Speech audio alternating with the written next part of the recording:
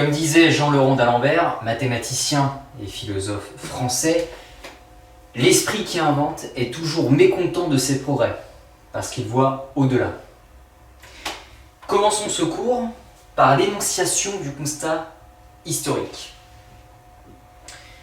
Depuis l'époque des chasseurs-cueilleurs, aucun modèle politique n'a été exemplaire. Parmi les révoltes intellectuelles, nous entendons souvent le modèle capitaliste comme étant le grand responsable.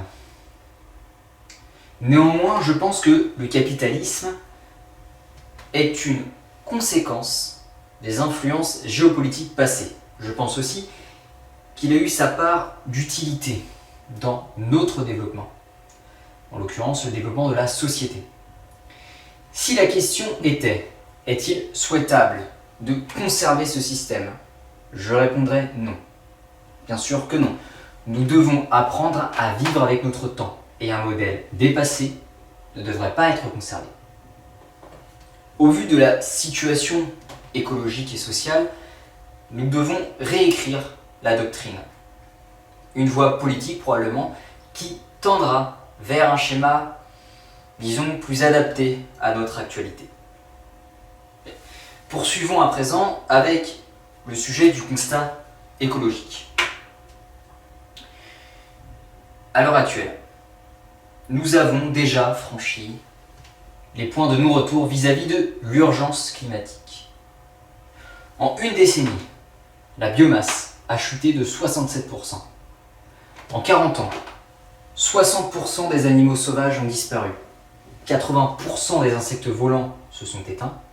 400 millions d'oiseaux ont disparu du ciel d'Europe et 1 million d'espèces sont menacées à très court terme.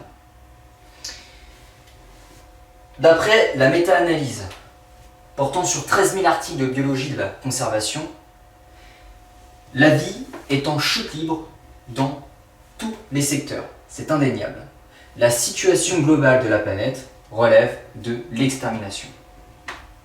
Évidemment, nombreux sont les lanceurs d'alerte qui évoquent ce funeste bilan. Je fais d'ailleurs notamment référence à Monsieur Barrault.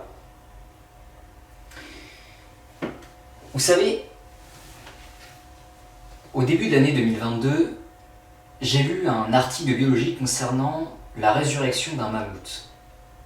Le mammouth, qui je le rappelle, est une espèce appartenant à la famille des proboscidiens. Éteint d'ailleurs en partie à cause de l'homme. Je pense que c'est important de le souligner. Alors, si la nature est responsable de l'extinction d'une espèce, mieux vaut ne pas la ressusciter. C'est ce que l'on appelle la sélection naturelle. Maintenant, si l'homme est responsable de l'extinction d'une espèce, mieux vaut pas non plus la ressusciter. Que son sacrifice nous serve de leçon. Sinon, c'est la porte ouverte à d'autres massacres.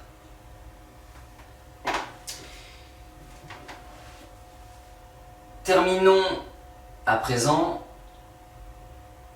la présentation de ce bref bilan, cette introduction, pour ainsi dire, avec le sujet du constat social. Alors, l'injustice de la différence salariale, elle est bien réelle. Je pense que je ne vous l'apprends pas. Pour autant, elle devrait être davantage associée à la pénibilité ainsi qu'à l'essentialité qu'uniquement au diplôme.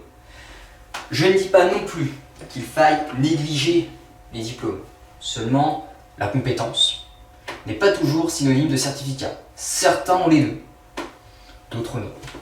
La pénibilité, souvent associée à des postes peu enviables, les employeurs jouent donc la carte de l'offre et de la demande. En revenant pour l'essentialité, c'est un peu plus complexe. Pendant la pandémie de Covid-19, nous avons tous vu quel poste était essentiel à l'équilibre de notre société. Et malheureusement, ce ne sont pas les postes les plus reconnus économiquement, voire moralement pour certains, en dehors de ces crises. Je peux parler des soignants, des infirmiers, des ouvriers, voire même des agriculteurs qui, quant à eux, ont qu'une poignée de sous pour finir le mois. Certains agriculteurs d'ailleurs souhaitent produire des aliments qui n'impactent pas la santé humaine ni animale. Par malheur, ils ne peuvent pas faire autrement car le modèle agricole est ainsi. Et sortir de ces rangs provoquerait un manque d'argent plus important encore. Alors, le problème viendrait peut-être de ceux qui tirent les ficelles, de ces dirigeants qui privilégient l'argent à la morale.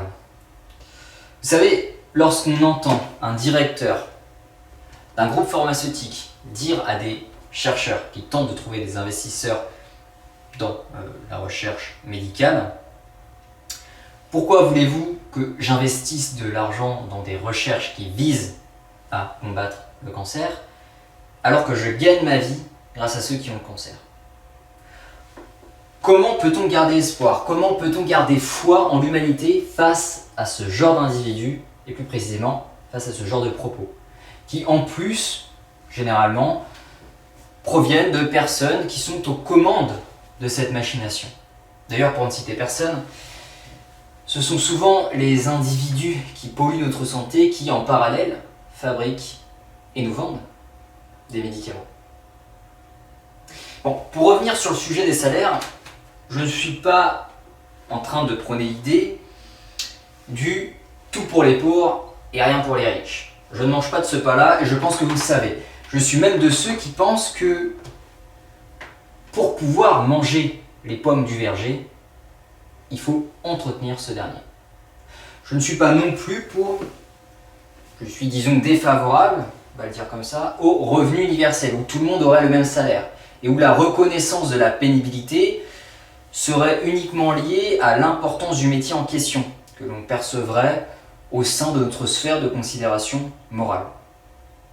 Bon, alors, l'idée que chaque métier soit essentiel à l'émergence d'une société me séduit, c'est indéniable.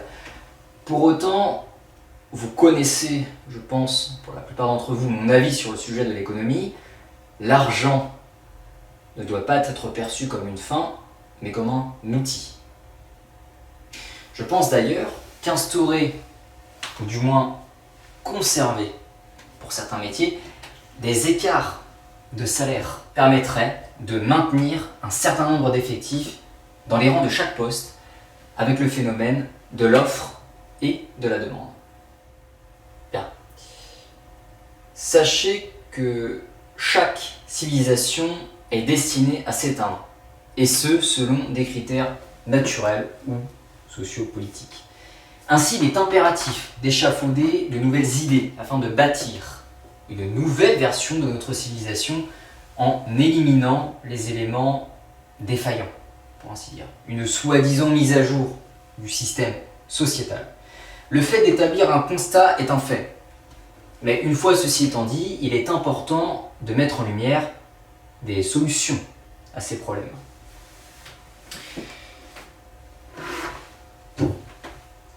Premièrement, une politique basée sur la liberté, une liberté raisonnable. La liberté, mais à quel prix? En ce qui me concerne, je pense que la liberté individuelle et collective, notamment dans la pensée libre, pourrait être combinée à une démocratie composée de référendums. Pour autant, les sujets dits complexes et qui ont des résultats scientifiques factuels devraient être laissés à une élite morale. Forcé de constater qu'une solution pour le bien commun venant impacter notre liberté individuelle aurait peu de votes positifs à son égard, il me semble évident d'accorder cette liberté décisionnelle à cette élite.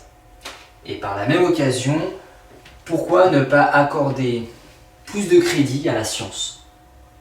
Qui plus est aux scientifiques indépendants, puisque les chercheurs qui appartiennent à une communauté scientifique, sous une politique influencés par la doxa, n'ont jamais été très exemplaires.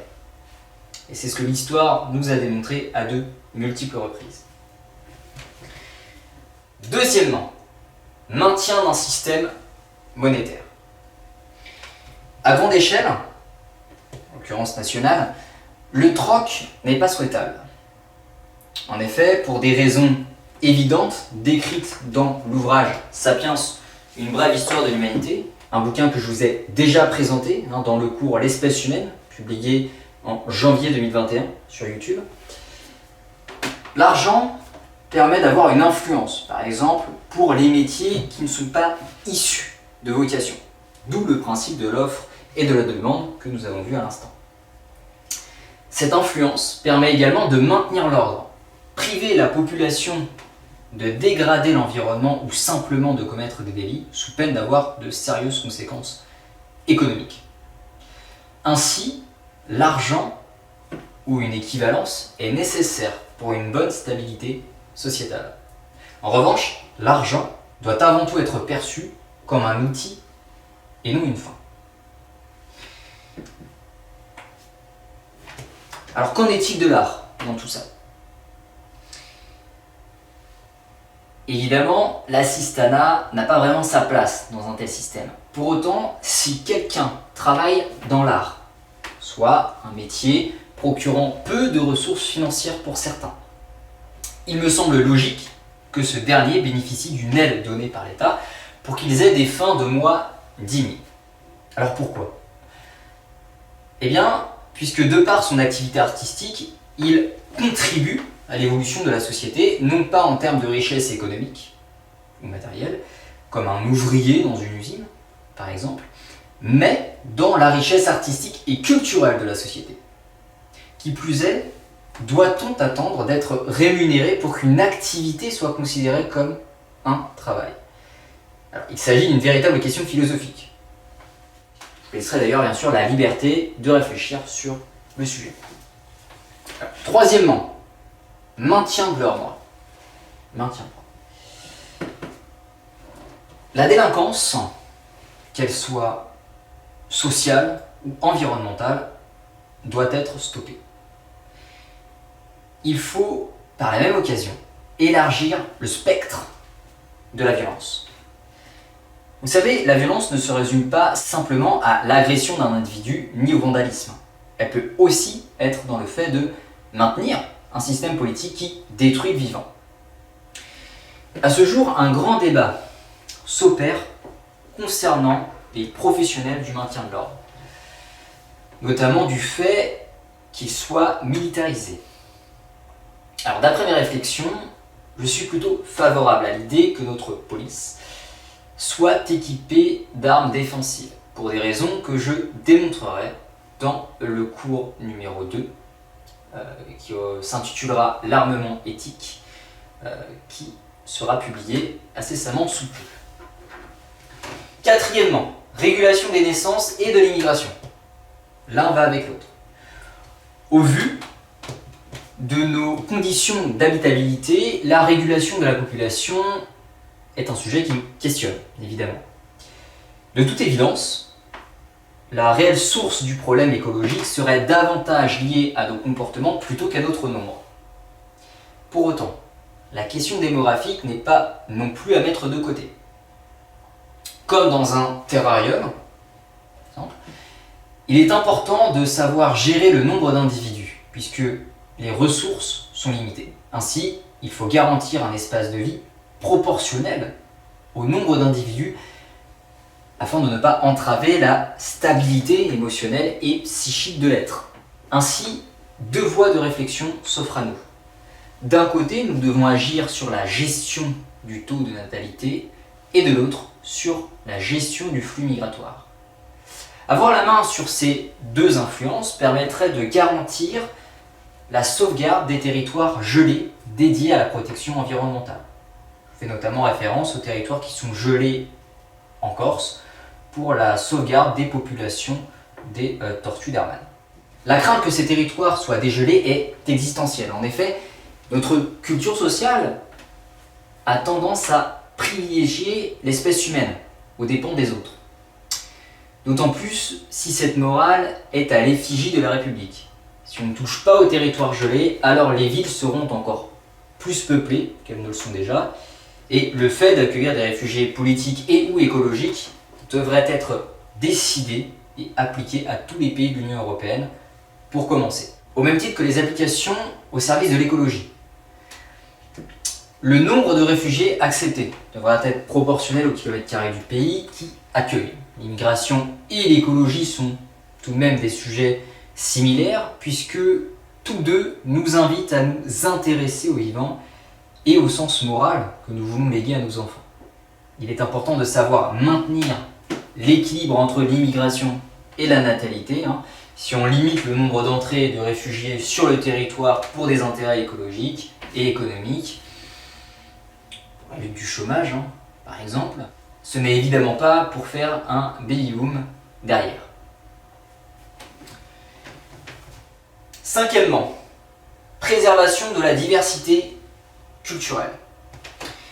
À tous ceux qui disent que l'on peut mélanger les cultures humaines tout en conservant le décor et le paysage local, sachez que la culture n'est pas qu'une simple question de patrimoine, c'est avant tout une question de mœurs. Mais à tous ceux qui pensent qu'il serait préférable de tendre vers une voie politique familiarisée avec le nationalisme afin de sauvegarder une diversité culturelle et où les seules lois internationales à le devenir seraient basées sur un facteur social et environnemental démontré par l'éthique, sachez que nous vivons dans une réalité où coexistent des catastrophes écologiques et des conflits géopolitiques, ce qui nous oblige à trouver un équilibre entre le confort de vie personnel et le fait d'honorer les valeurs politiques. Nous devons impérativement mettre au point une stabilité entre le maintien d'un bon taux de population pour des raisons sociétales et écologiques et une aide digne à notre prochain. Sixièmement, préservation environnementale. Et je souhaiterais aborder un sujet assez particulier, c'est celui du tourisme. Quel type de voyage voulons-nous entreprendre ? Le tourisme en lui-même peut poser problème. Prendre l'avion n'est pas le plus dramatique en réalité. Si vous associez le voyage à la pratique du jet ski, à la croisière, à peupler des piscines creusées en plein désert, alors il faudrait que vous réécriviez votre grille de valeurs. A l'inverse, si vos excursions culturelles ont des fins sociologiques et philosophiques, ne faire qu'un avec la beauté de cette planète et observer le fait qu'elle agonise, si vous voyagez pour sensibiliser et qui plus est transmettre, alors il s'agirait d'une idéologie plus enviable. La consommation locale est un sujet assez important aussi. À ce jour, il est impératif de développer le commerce local, ce qui nous apporterait un bénéfice social sur le plan national, un bénéfice économique sur le plan national et un bénéfice écologique sur le plan total. Septièmement, la cohabitation animale. Un grand sujet qui me passionne. Il faudrait une restructuration législative du commerce animal, où les animaux d'élevage seront simplement des êtres destinés à cohabiter avec l'homme plutôt qu'à être consommés par ce dernier. Vous savez, il est impératif de changer les idées ancrées dans les mœurs.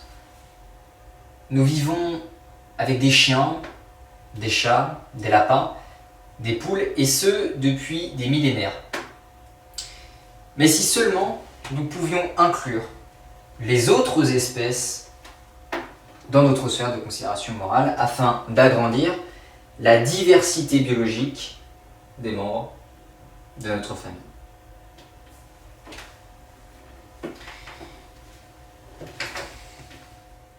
Partons du principe que tuer un animal s'applique à tout le monde et que les exceptions au service d'une éventuelle tradition ou bien d'une religion seraient à bannir. Sachez que le 15 octobre 1978, la Déclaration universelle des droits de l'animal fut proclamée. Et je vais d'ailleurs vous en citer un article. La Déclaration des droits de l'animal constitue une prise de position philosophique sur les rapports qui doivent désormais s'instaurer entre l'espèce humaine et les autres espèces animales.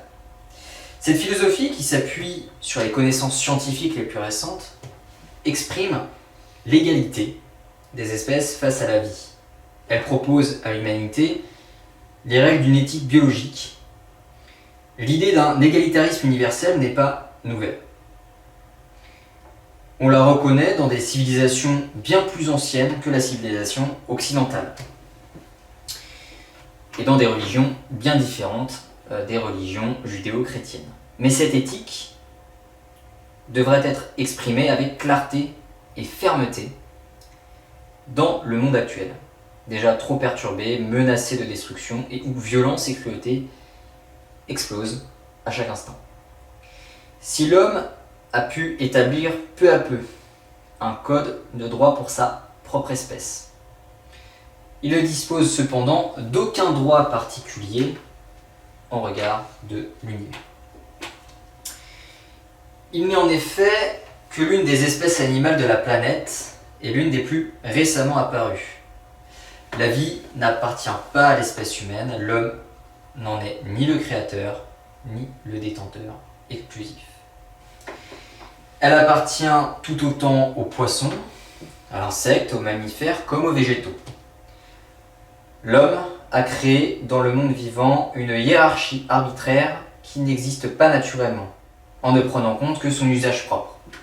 Cette hiérarchie anthropocentrique a conduit au spécisme, lequel consiste à adopter une attitude différente selon les espèces, à détruire les unes tout en protégeant les autres, à déclarer certaines utiles et d'autres nuisibles ou féroces, à réserver l'intelligence à l'homme pour n'accorder à l'animal que l'instinct.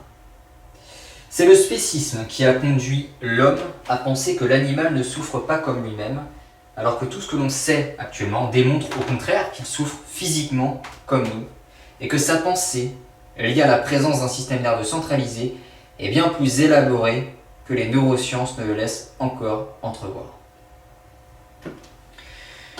Ce qui l'amène à souffrir aussi psychiquement. Ces aptitudes confèrent aux animaux des droits particuliers par rapport aux végétaux. La Déclaration universelle des droits de l'animal doit aider l'humanité à se retrouver en harmonie avec l'univers. Elle n'a pas pour but de lui faire retrouver le mode de vie des tribus primitives. Elle constitue une étape visant à amener l'homme au respect de la vie sous toutes ses formes, pour le bien de toute la communauté biologique à laquelle il appartient et dont il dépend. Elle n'a nullement pour objet, et ne doit pas avoir pour conséquence, de faire oublier la lutte contre la misère humaine, contre la souffrance morale et psychique, contre l'égoïsme forcené, les internements politiques ou bien les tortures. Au contraire, il s'avère que veiller au respect des droits de l'animal, c'est nécessairement veiller aussi au respect des droits de l'homme. Car les uns sont inséparables des autres. C'est donc bien une philosophie, une éthique biologique, une conduite morale que la Déclaration universelle propose à l'humanité en conduisant celle-ci par une réflexion et une profonde prise de conscience à retrouver sa place parmi les espèces vivantes et à s'intégrer à nouveau dans l'équilibre naturel, condition fondamentale de sa propre survie. Cela signifie que l'espèce humaine doit modifier son mode actuel de pensée et renoncer à l'anthropocentrisme comme tout comportement zoolatrique pour adopter enfin une conduite et une morale centrée sur la défense de la vie et donner la priorité au biocentrisme. C'est en cela que la Déclaration universelle des droits de l'animal constitue une étape importante dans l'histoire de l'intelligence humaine et morale. Voilà un court passage de cette déclaration qui, je l'espère, vous fera sens. Bien, enchaînons à présent avec le dernier point. Il s'agit du 8e et je souhaiterais parler de l'éducation sartoriale.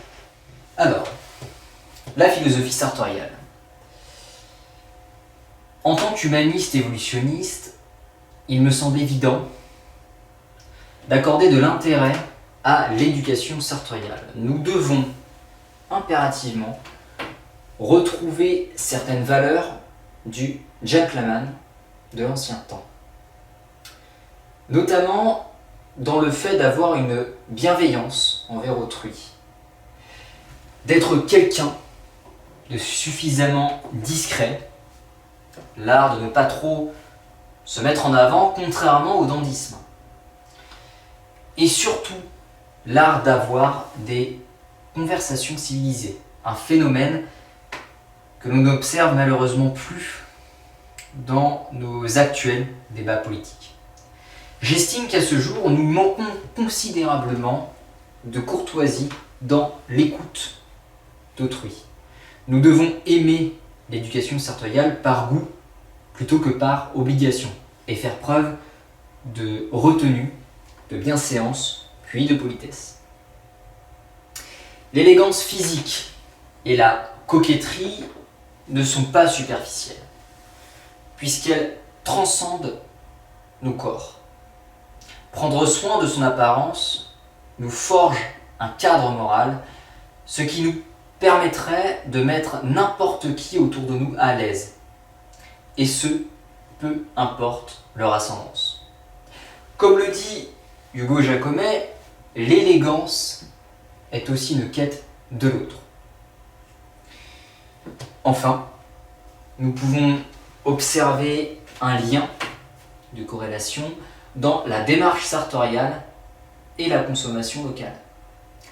De plus, le fait de se vêtir de vêtements de meilleure qualité, produits par un artisan, prône une idéologie socio-écologique. En résumé, chaque culture se bâtit selon un partage, à commencer par le stade familial. L'homme chasseur-cueilleur, qui a partagé des connaissances à ses enfants au commencement, quelle baie était comestible et quels champignons étaient toxiques. Par la suite, les différentes familles de tribus se sont rencontrées. Ils échangèrent des connaissances médicales, technologiques, biologiques, afin de mieux chasser et ou se soigner avec des plantes. Puis d'autres phénomènes apparurent à l'échelle régionale, voire nationale. Des coopérations, des cohésions d'équipe, selon un intérêt commun. Au stade individuel, un homme donne des connaissances à ses descendants, qui eux-mêmes les donneront à leurs descendants, ainsi de suite. Les enfants sont censés s'inspirer de la vie de leurs parents sans refaire les mêmes erreurs. Ainsi, chaque civilisation a une fin. Chaque vie a un but pour laisser place à une nouvelle forme de vie, à une nouvelle génération qui est censée avancer sur une voie, disons, plus intelligente, plus raisonnable et plus sage. Nous pouvons expliquer ce phénomène par l'aspect naturel. Situation climatique, météorologique. Prenons l'exemple des incendies forestiers. L'olivier, le chêne-liège ou le séquoia géant possèdent une résistance au feu supérieure à d'autres végétaux. Chaque catastrophe, chaque révolution, chaque extinction permet de laisser la place au nouveau, de laisser vivre une nouvelle espèce, ce qui nous amène à cette réflexion philosophique. Doit-on laisser l'espèce humaine mourir ou doit-on trouver une solution pour pérenniser l'espèce? Comme nous l'avons vu tout à l'heure, les voyages permettent la pratique de l'exploration inversée. Le partage des connaissances culturelles pourrait très certainement nous aider à bâtir un monde meilleur. Que dire des systèmes sociétaux, des courants de pensée, des philosophies de vie, des idéologies liées à l'éthique ou bien de la notion du respect? Eh bien, il y a deux moyens de laisser notre empreinte sur Terre. Soit nous continuons sur la même lancée, autrement dit, nous restons sur la trajectoire de la croissance débridée sans prendre en compte le bilan écologique tragique, le déclin de population, la chute de la biodiversité, l'anéantissement biologique de grande ampleur, ce qui revient à nous prendre tous par la main et à nous diriger vers le même cercueil, le même trou, le même incinérateur. C'est plus d'actualité. Et dans des millions d'années, si une autre forme d'intelligence étudie la Terre, elle verra parmi les fossiles que la principale cause de la dernière extinction massive est à l'origine d'une seule et même espèce. Ou bien, nous pouvons tenter de redessiner un monde tout en corrigeant les erreurs qu'il contient, de revoir nos comportements trop mortifères, de réécrire notre grille de valeurs afin de reconstruire un nouveau monde. Une nouvelle version du système sociétal. Cette mise à jour pourra être possible seulement si nous réussissons à articuler nature et culture. Autrement dit, il faut être capable de prendre en compte notre humanité, notre évolution, ce pourquoi nous existons, notre différence animale, et enfin, faire preuve d'humilité. Vous savez, nous avons gravi la colline du règne animal. Nous avons atteint les sommets et sommes à ce jour dotés d'une réelle grandeur. Pour autant, une telle supériorité exige autant de responsabilités. Pour reconstruire un monde, ou du moins le redessiner, il faut tenter de prendre le bon d'un peu toutes les existences de ce dernier, qu'elles soient matérielles ou intellectuelles. Et pour le coup, les doctrines politiques nous aident à penser. Lorsque nous souhaitons éduquer nos enfants, nous pouvons nous appuyer sur l'éducation que l'on a nous-mêmes reçue par nos parents, tout en corrigeant les méthodes éducatives avec lesquelles nous ne sommes pas en adéquation.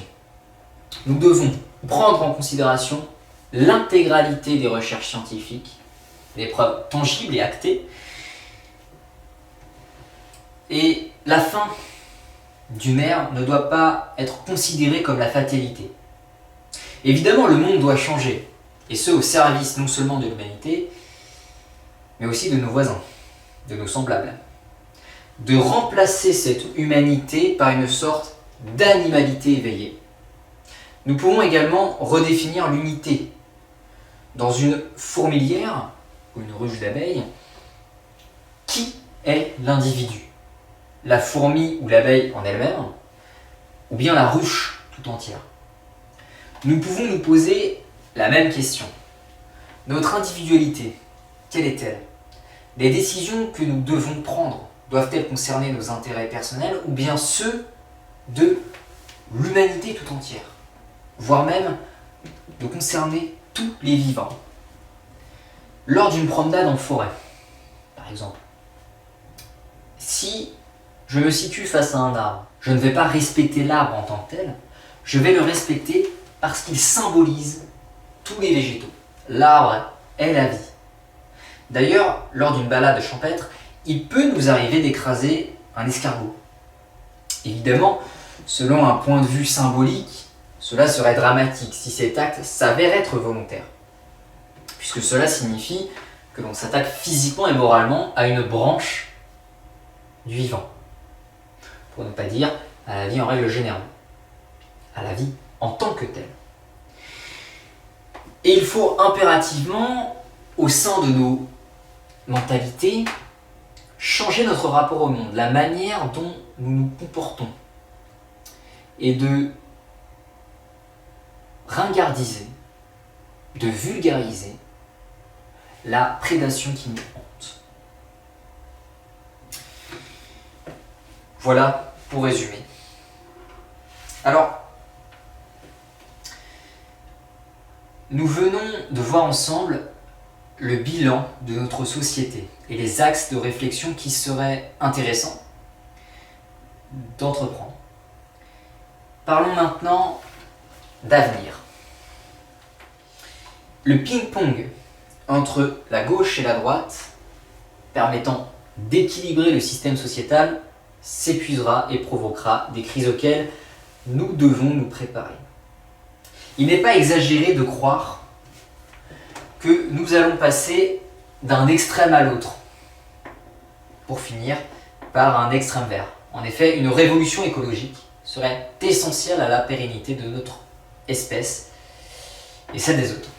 Ainsi, notre modèle politique doit être réécrit pour qu'un avenir enviable soit possible. Nous devons, comme dans toute innovation technologique révolutionnaire, nous inspirer de la nature. Dans le domaine de la physique, soit dans un univers en 3 dimensions, un système soumis à 3 forces est en équilibre. C'est ce que l'on appelle un système isostatique. C'est la raison pour laquelle nous devons articuler économie, écologie et social.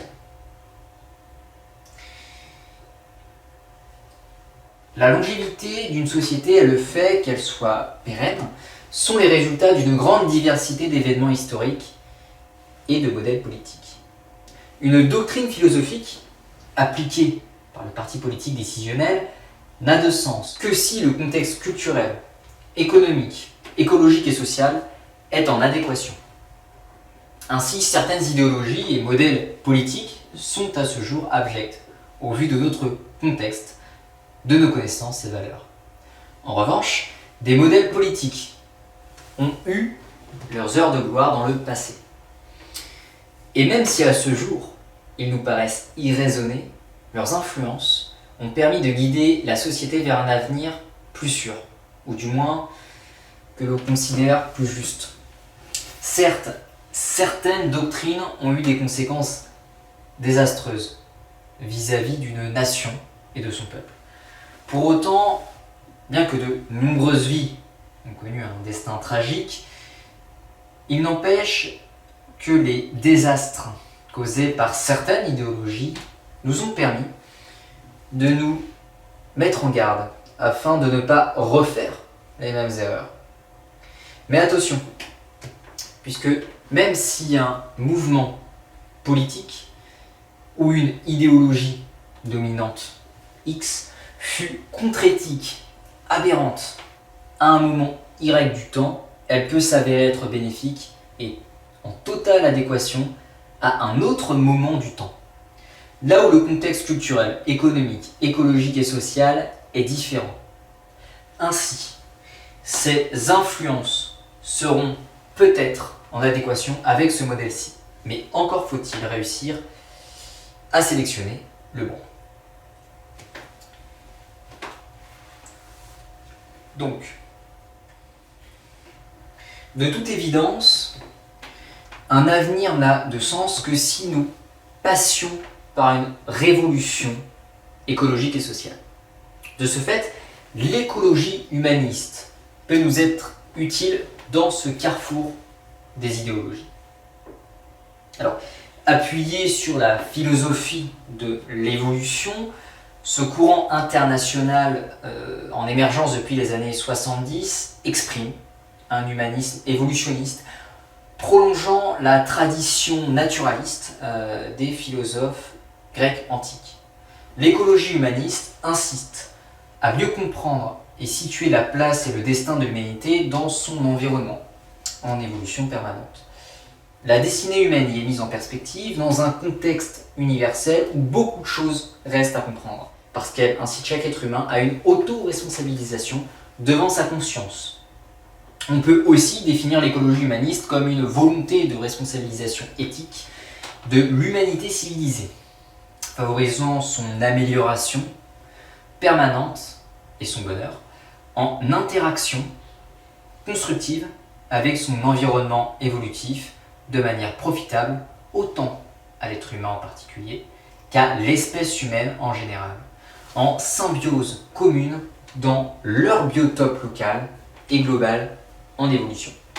Cela porte à optimiser la société humaine dans ses propres interactions et dans ses interactions avec son biotope, notamment en préservant l'équilibre planétaire terrestre. Alors cette Nécessité de solidarité de l'ensemble de l'espèce humaine pour préserver son environnement et son meilleur développement dans cet environnement a inspiré une expression politique particulière d'écologie humaniste. Alors, comme il en existe pour chaque programme politique, j'ai élaboré une liste de 8 points qui viennent résumer l'idéologie générale de ce programme que j'ai nommé Programme R21. R pour Renaissance et 21 pour le 21e siècle. Vous pouvez d'ailleurs retrouver cette liste en description ou bien sur mon site internet dans la rubrique cours. Sur ce, comme le disait Sénèque, écrivain et philosophe romain, la vie ressemble à un conte. Ce qui importe, ce n'est pas sa longueur, mais sa valeur.